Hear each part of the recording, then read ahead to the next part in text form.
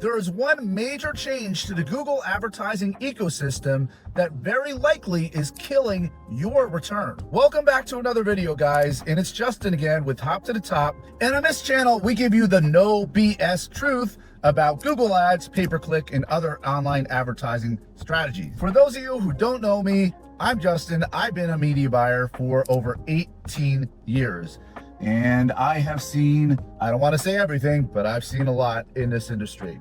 And today we're going to talk about one major shift that has occurred in the Google Ads and advertising ecosystem over this last year to 2 years that has dramatically impacted a lot of small, mid-size, and Fortune 500 companies. And the sad part is that 99% of Google Ads advertisers don't even realize that this is happening. Now, for those of you who know anything about Google Ads or other PPC platforms, you know that when you put a keyword into the system, this isn't necessarily exactly what you're going to bid on. You see, the system is going to take your keyword as like a suggestion, kind of like guidance of the types of people that you want, but not necessarily exactly what you want. Now, the exception is if you're using exact match types, but even with that, Google will still broad match that out a little bit and be flexible with what you've asked for. So here's the thing that we're seeing, and now this applies to Google Ads. This actually also applies to local service ads in a slightly different way, but conceptually, it's the same overarching problem. Let's imagine you have a budget of, let's say, $10,000 a month, just as an example. And, you know, suddenly a few months ago, you started to see your ROI sliding down further and further, and you're not really sure why. And maybe you asked your ad agency, maybe they give you some explanation, maybe you asked your internal people, they give you an explanation, and you just don't really know what's going on, because at the end of the day, despite this change in ROI, it hasn't really rebounded. And so one of the things that we've seen in accounts when we've taken them over, we've audited them, and we start to peel back the layers of the onion to look at the queries, because again, going back to what I was saying earlier, a query is what Google actually shows you for. Okay, so you might say, I want to show up for, I don't know, red running shoes, but Google may actually show you Red Bull or red running training manual, or I don't know, all sorts of garbage that just isn't what you asked for. And unfortunately, as good as the system supposedly is, it's actually pretty bad right now at matching queries to what you are asking for on the keyword side. So this is why, you know, at Hop to the Top, we do a lot of negative keyword implementation for our clients on a very regular basis to mitigate some of that, but I digress. But what we're seeing that's unusual, that didn't happen for the first 20 years of Google Ads, Google has been forcing advertisers to match on their competitors' terms very aggressively. And you might say, well, it's not so bad to come up for a competitor's term. And well, be that as it may, there can be times where it's okay to show up for a competitor's search, because maybe the person will call you instead, and you know, you can try to sell them on your service or whatever. What we find after reviewing different calls for clients is that 90% of the time those calls end up just being no good. They end up being people who are confused, they think they're calling somewhere else, or it's just not a good lead. It's someone calling for another company trying to follow up on on an order or something, and it's not even your customer. It just ends up being a total waste. And you'd be shocked at how many times Google is matching your queries to competitors. So they're filling up that bucket of your budget with a lot of this traffic. And I'm not talking about this being 1% of your clicks. We've seen accounts where this is more than half of the queries. So if you haven't checked your query report, your search terms, or another, we used to call it query report, it's the search terms report. If you haven't checked that in a while, check it. Because if you're getting a lot of competitors' terms, you need to be negativing those terms out aggressively, because that way, you know, you're never going to get clicks on the high intent, low funnel, high intent searches. Let's say you're an HVAC company. Don't you want people searching for HVAC repair or air conditioning repair or air conditioning replacement or whatever, like super high intent keywords, and not like your competitor's name? Again, the competitors, you may think that sounds like a good idea, but trust me, the data just proves generally it's not a good idea. There are exceptions to the rule. Sometimes for e-commerce, this could be a good strategy, but if you're looking to generate phone calls, if you're a service provider, like a law firm or something like that, or an HVAC company or whatever, you really don't want those clicks from competitors because it's just going to clog up your budget. It's going to suck up your budget. And by 10 a.m. every morning, your budget is gone. You have no budget left to actually get the people who need your service, who are actually in the market for your service. So we're seeing this a lot. And there's a few different ways to approach this from a solution standpoint. Google has this new brand inclusion and brand exclusion list thing. You can do a brand inclusion on your campaign, but if you do the brand inclusion setting, which would mean that, okay, you're telling Google, I only want to be included for, say, my own brand searches and nobody else, Google will then force you to only use broad match keywords if you do that, which is a weird thing. It's like, well, we're only going to let you have this control if you let us use all broad match, which is a terrible idea. So this is not a good solution. So the only real solution is to have a very proactive negative keyword strategy. So that's really what you need to be doing for that. Now, if you're in local service ads released this new feature where automatically targets, they call it business searches. So there's a little checkbox now you'll see under your settings, under your profile for local service ads that says business search. Okay, this means that local service ads is going to charge you for people searching for your brand name.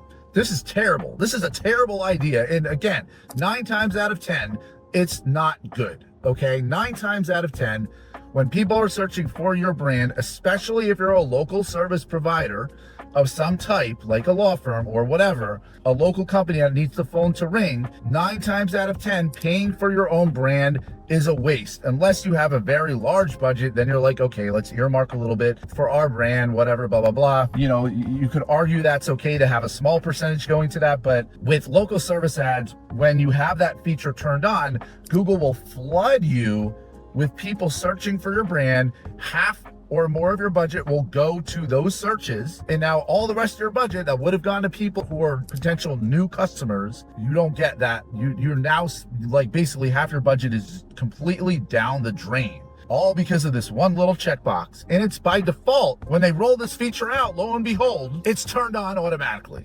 So unless you figure out to go in and turn it off, unless you figure all this out and know that this is a terrible idea, it's automatically on.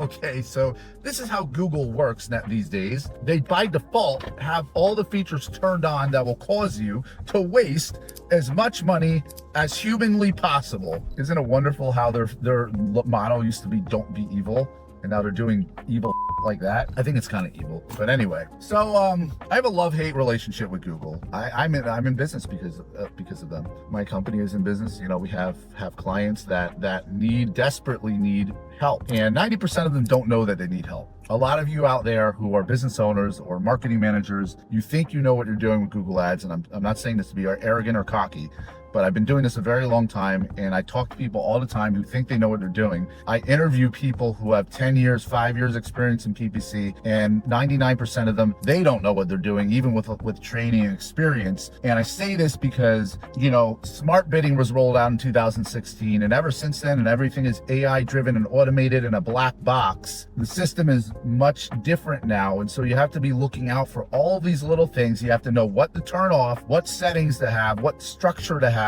to get around all of this BS where Google and other platforms are trying to flood you with junk to increase their bottom line, because it's like they're desperate. Like, you should see this last few years actually, how it was almost like the calls we were getting from repeating the same thing, trying to shove performance max campaigns down our throat, trying to shove auto apply down our throats, trying to shove broad match down our throats. They were so aggressive. It was like they were desperate to get their advertisers to make these changes, because they didn't want to by default force people to do it, because they know they can't. If they did that, people would just lose money.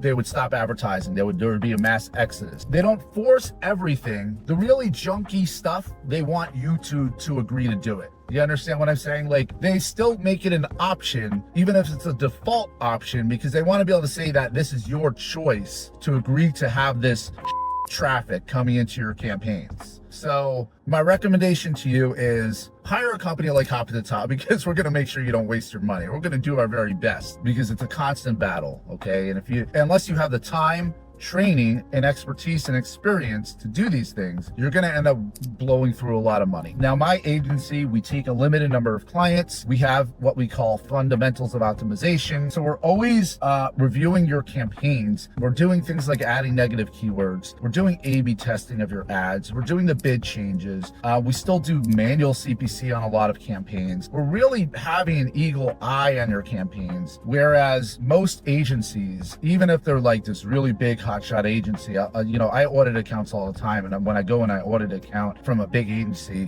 they're not even doing the basics. It happens all the time. So if you're not getting results, it may just be that you don't have the fundamentals implemented in your account. Meaning what I talked about with negative keywords, that maybe that's not getting done on a regular basis. Maybe the budgeting isn't good. Maybe nobody's really calculating what should the budgets be every month.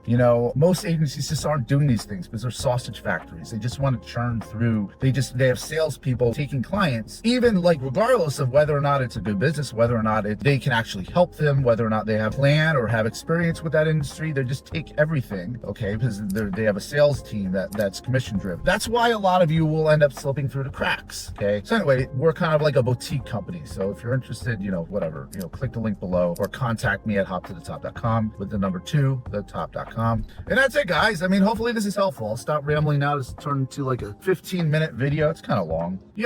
Make sure you don't waste half your budget on your brand terms and don't waste half your budget on competitors' brand terms, because Google loves that. They love wasting your money. And part of the reason they're doing that, and then I'll stop after this. If you look at the search results today versus the way it used to be, there used to be 10 plus ad spots. Now there's only, in some cases, there's only one. Really think like that there's more people clicking on those spots? They changed the format because everybody's on mobile. So they were forced to make it a vertical format. So now they can't 10 ads. And on top of that, they moved half of the local traffic to local service ads. So now there's much less actual search PPC clicks to go around, even though Google's revenue keeps going up. So where's that revenue coming from? Where are those clicks coming from? You gotta wonder that, okay? This is why they're pushing performance math, demand gen, so you can get clicks from Gmail, or you can get clicks from Russian porn websites, from bot. It's that sort of thing. That's why you have to really pay attention, because you don't really know what you're getting unless you look at the bottom line of what you're getting. This is why we do a lot of offline conversion tracking, because we're tracking back the lead to revenue. And then we look at the keywords and the ads and the campaigns, like which ones are actually working. Let's focus on those and let's get rid of all the junk. I don't care that Google tells me you had 1,000 conversions on this keyword. If you had 1,000 conversions on the keyword, chances are that's a bot. That's not even a real click.